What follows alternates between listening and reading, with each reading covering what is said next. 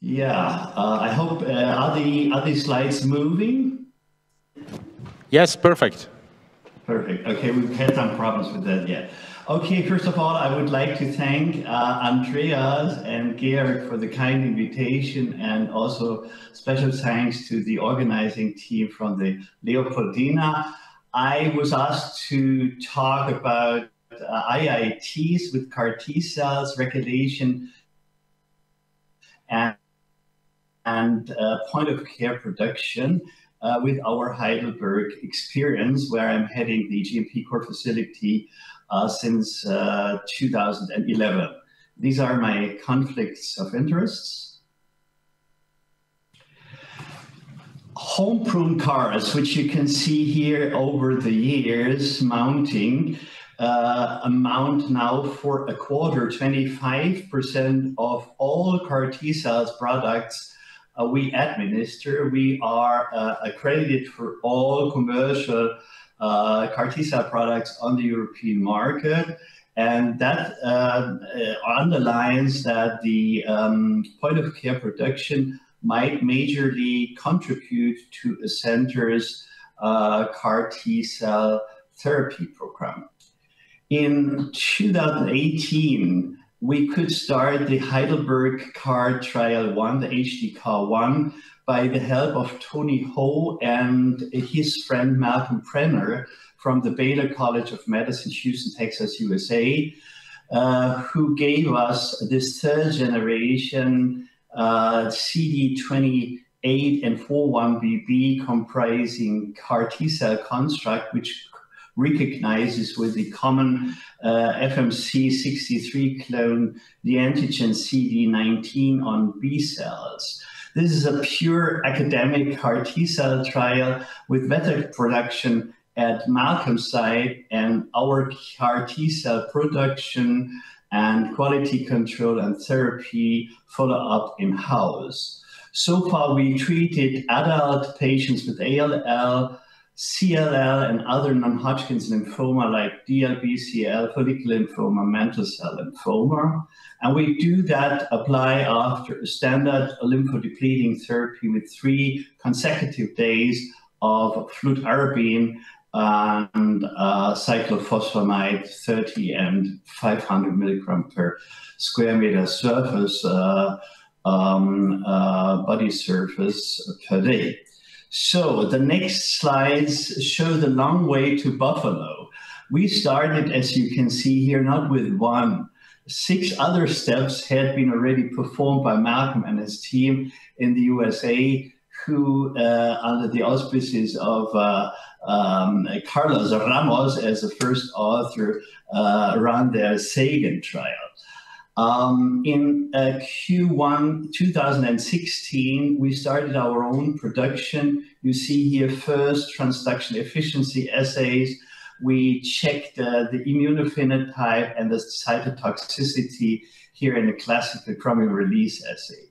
Then we were producing myriads of briefing documents and standard operation procedures. We had 2 scientific advices with the local authority at Regierungspräsidium, RP, and the Paul Ehrlich Institute. And this dichotomy is something which lengthens the process in Germany. Particularly, we are the Federal Republic of Germany, but due to the federalism and the fact that not only cultural affairs, but also the production, the manufacturing of drugs, including blood products, are regulated locally. We have always 2 tracks: on the left hand, the local; on the right hand, the federal one. So what we did, we validated transduction efficiency, other quality control, cryopreservation. We finally edited the study protocol, the investigator's brochure, the investigational medicinal product dossier, and we applied locally for the manufacturing license and for the approval of the clinical trial with the Paul Ehrlich Institute. In Q1 18, which means 2 years later, we had another local authority and the clinical trial and started in September 2018. And here you see me again with all the binders we produced over a month. I say it's something like the Encyclopedia Britannica, or like Marcel Proust's 3 volumes, À la recherche du temps perdu, on the research of the lost time. And you can, to improve your time, you can simply use the Suhrkamp edition in German if you want, but it's still too much paperwork. And as something like a praise, we get this manufacturing license where it says you can produce autologous chimeric T cells in a specially dedicated clean room. And the other important documents come from the local ethical committee with a zustimmende Bewertung, an approval, and also with a document of approval from the Paul-Ehrlich Institute. It's Dr. Kraft who usually signs that, and he always writes like Schalk-Golodkowski said in 1989 when the Berlin Wall tumbled down, when can we enter to the West sector? That means sofort, mit sofortiger Wirkung. You can do that subito, immediately. Here, Kraft says immediately you can start your clinical trial, and of course, after these years of hard work and labor, your face begins to shine, and you have to start. So only a week after the approval, we performed the first leukapheresis, and a month later on, we gave the product. Here you see my wife, Anita, who's a transfusion medicine specialist, with the first patient at the leukapheresis machine, with the nurse Renata, who is also very, very experienced in all kinds of leukapheresis for stem cells and T cells. And here, together with Martin, I applied the first tiny dose of cells to our first patient in October 2018 on a central line. In the meantime, we got braver, and we do it even with the peripheral line and flash it with saline thereafter. So what were the results? Here you see a busy slide. I don't want to get too much into detail. We have 2 strata. The upper one is acute lymphoblastic leukemia patients. Almost all of them underwent 1 or 2 allogeneic stem cell transplantations. Of course, they had TKIs and antibodies. And to a lesser extent, NHL patients, lymphoma patients also underwent 1 or 2 allos or autologous stem cell transplantation. They had multiple immunochemotherapy, antibodies, etc. So in these patients, we could see for best response, more than 80% response in ALL patients with more than 50 MRD negative complete remissions, which suggests a long-lasting response. And similarly in NHL and CLL patients, also we saw in responses in half of the patients with 44% of complete remission, also long enduring. And that slide gives you some illustration of their success. This was a young student from Gesine Bug in Frankfurt. She had extramedullary disease, also on her feet here for ALL. This completely vanished, also on the feet. 30 days after that, she had underwent 2 times allogeneic stem cell transplantation, antibodies into several TKIs. Then we report on 2 mantle cell lymphoma patients. This is prior our administration of CAR T cells, and this is a month later. You see cervical lymph node packages which completely disappeared. He was also heavily pretreated, like the second mantle cell lymphoma patient who had either undergone 2 times allogeneic stem cell transplantation. He had a retrobulbar mass which disappeared after a high dose of CAR T cells within 2 weeks, and on day 100 everything had vanished, and the patient could enjoy his life walking with his grandchildren and reading newspapers, what he loved. Moreover, we observed an exquisite safety profile, which was a high concern up front because everybody suggested that we would have major complications after a third generation CD19 CAR. But you see here in comparison with several commercial products, we have the best results for the lowest incidence for cytokine storm, cytokine release. The cello blue is here, no CRS. This is grade 1, grade 2, grade 3. And there was no neuropathy in patients receiving our homegrown CAR T-cell product, which of course made us very happy, therefore twice smiling. So what about overall response, left hand, and progression-free survival in different entities? In the upper part, NHL without CLL will be shown separately. You see 100% overall survival after 1 year with high dose, which means 50, 100, 200 a million CAR T cells per square meter. Progression-free survival amounted for 50% with a high dose in non-Hodgkin lymphoma patients. And for ALL patients, we achieved overall survival of 70% at 1 year with high doses and 50% progression-free survival after 1 year, which is at least as good for both entities as for commercial CAR T-cell products. For 9 CLL patients, we are very proud that we had no OOS. We could manage to produce CAR T-cells of these difficult to produce CLL patients.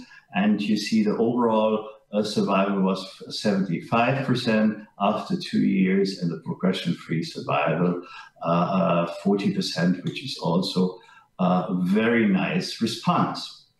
Together with Simon Haas, who acquired a professorship at the Berlin Institute of Health recently, we could do a very fine mapping, a high density flow cytometry of immune cells in non-responders versus responders. This is the CAR T-cell product, and you see the pattern is in both cases that you have a different population of functional effector cells, predominantly in responders, where the predominance of dysfunctional effector states or non-activated T cells was observed in non-responders. We published that in summer last year to show that in a higher granularity for CD8 and CD4 T cells and the CAR product, for non-responders versus responders, you have a different pattern. Effector memory-like T cells which do not express CD39 are predominant in responders. Also, this population is characteristic for the CD4 T cells in the CAR product, whereas exhausted or non-functional populations prevail in the products of non-responders. So to summarize this part, CAR T-cell manufacturing was feasible for all included patients, no OS. We could demonstrate an excellent safety profile of our homegrown CARs with good clinical responses, which were clearly dose-dependent and non-inferior, but rather somewhat superior to what has been found with commercial products. This encouraged us to apply for a hospital exemption under review with the Paul-Ehrlich Institute, the FDA equivalent in Germany. In the recent weeks, there was big debate in the EU Parliament whether or not the hospital exemption should be abolished. Fortunately, I have to say, as an academic person, This was turned down and gives us some more room for discussion and further development. Like the process to get the study initiated, approved, the process of applying for HE is lengthy. It was initiated in beginning of 2023 and will be concluded in June this year. So that takes again 1.5 years. It includes several scientific advices at the PI and the filing of modules of clinical data and manufacturing data. To move forward, you have heard, I think, a lot of Andreas and Michael's and Georg's success in Erlangen by using the Prodigy in the last 2 years, so in the last 2 days. And we have also moved to this semi-automated cell culture factoring. We validated the process in the Clinimax Prodigy device. Again, a purely academic trial. Carlotta was initiated. The vector design is by Uta Höpken and Armin Rehm from the Max Delbrück Center in Berlin. I think they are both physically present in the meeting. For patients with myeloma and non-Hodgkin's lymphoma, the principal investigator in Dresden is Martin Bernke. Here you see again a lengthy process, PI inspection and inspection by regulators on the local level was effective end of 2021. We obtained the manufacturing license rather quickly, 10 months after that. And it took a long time due to the new structure of the GCP process with the CTIS portal for applying for approval of drug trials in the European Union. And this CTIS system is linked with other systems where you have to file documents, information on your products, and have to give several considerations of environmental assessment. It's very complicated and is again very much affect a construct which leaves us European researchers both in academy and industry behind our colleagues in US and the People's Republic of China. So first results with compassionate use of our BCMA CAR T-cell product was effective in a myeloma and amyloidosis patients. Both could be brought into complete remission. You see here, first where we gave 3 doses in the same patient with dose escalation, and they prevailed for quite a long time when compared with other retroviral vectors. And also the second patient with amyloidosis had a very nice tick. Both clinically profit a lot from this trial. So what is next after Prodigy? Of course, full automatization of manufacturing. So when on Friday night I go to wash my car at the gasoline stand, I saw a car mat. So I thought maybe this is a wonderful automatic production site for CAR T cells. Actually, it was to clean the mats inside the car. But we got the substantial funding for our ProCell project from the Land, from the County Baden-Württemberg. We, that means the Robert Bosch Krankenhaus in Stuttgart and Optila Limited in Schwäbisch Hall. So in the last 3 years, we worked on this robot isolator. The initial layout was already something like a big device, which you can see here with robotic arms for pipetting, and here valves to introduce several liquids from transfusion back into the manufacturing process. There are devices like integrated centrifuge here, and this is the hazard part of the device where you can bring in your cell products and materials. So this project is ongoing, while we have also, encharted by the Erlangen results, started to use CD19 CARs for rheumatology. Here in a young lady with systemic sclerosis, with acral necrosis, and with the severe fibrosis of the lung, as you can see here by the infiltrates, which cleared within a year from the administration of CAR T cells. This is a nuclear medicine technology where you can see that the red color is substituted by the green color. The red color indicates fibrosis, which was minimized within 11 months. And you here see the ground glass index decreased, as well as a fibrosis index. And here again, you have this fancy gallium Fabry PET, where you can see that the green color disappears over time, vanishes, indicating that the patient really had a better vital capacity and diffusion capacity.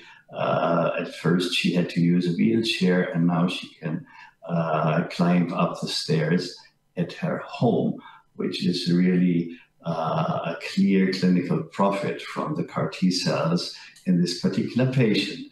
So to summarize final conclusions, CAR T cell manufacturing is feasible and should be feasible at a point of care at our academic institution. We have a rising numbers of patients treated with this therapy mode, and clinical trials with other cell types like TCR T cells, NK cells, macrophage CARs are ongoing. Robotization will certainly increase productions. I think also the curve showed you her approach, and this will majorly contribute to savings of time and improve the quality.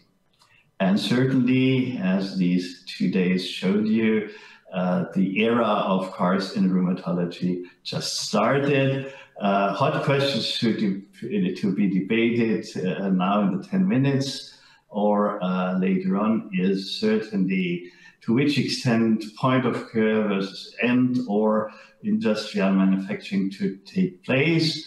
What is better, CD19, BCMA, or something else for B-cell malignancy, autoimmune disease, and how should the field of cooperation in clinical trials be elaborated?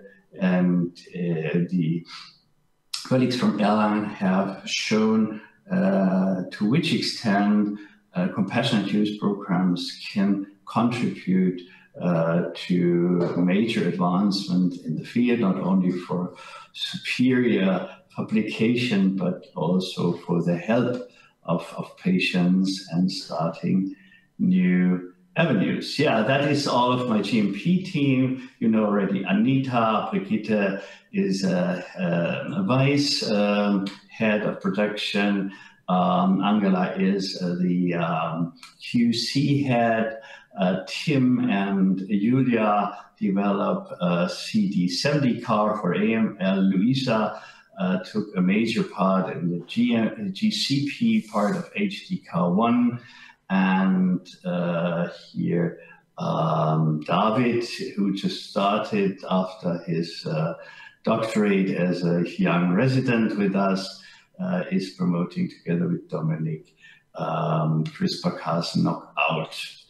Thanks again to the Carlotta team, Martin Wernke in Dresden, and Uta and Armin, who are in the presentation room, from the MDC Berlin to the ProCell team, Walter Olitzky, Katrin Böckler at the Robert Bosch Hospital Stuttgart, and Jürgen Brotbauer at the Optima company in Schwäbisch Hall. And thank you, also to the clinical colleagues, particularly Peter Traeger, who's head of the cell therapy program here, and our medical director, Carsten Müller-Tito, and the other residents and nurses and colleagues like Thomas Luft and Stefan Schönland, Ute Hegenbart, and Alexander Dujkovic as attendings.